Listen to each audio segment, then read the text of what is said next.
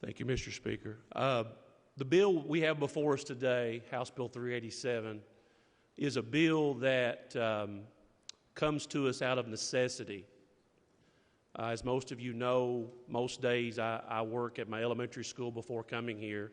Some days I have to be here at 8 in the morning, so I called a couple weeks ago and asked my assistant principal how was things going, and she informed me that we had 9 teachers out, which normally is that's a high number, but anyway, I asked her how many subs we got, and she said 0. So I called my district and asked my staff and said, why we have no subs? And they're like, well, we don't have any more in the system. We don't have any more hired. So what that meant is during that day, I had to have teachers work during their planning. I had to have aides cover classrooms.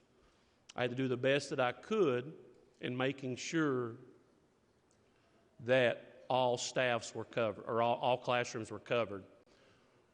What this bill will do is this bill will eliminate the requirement of 64 college hours to become a substitute teacher. In thinking about this bill, I wondered what's special about 64 hours.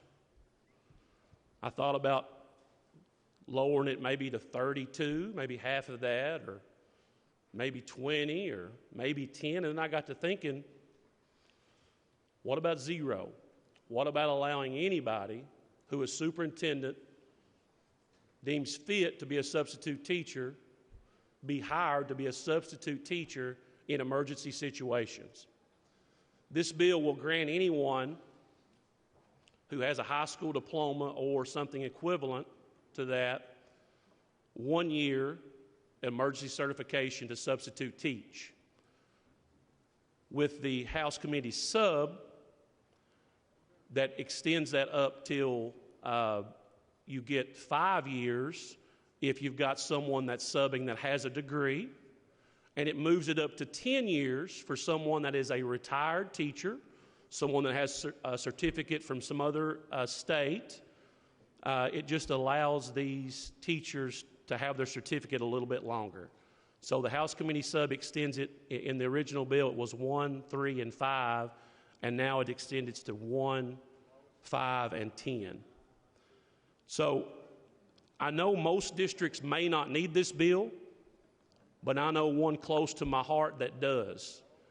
This would allow us to get more qualified people in the buildings, to work in an area where we know there's already a shortage.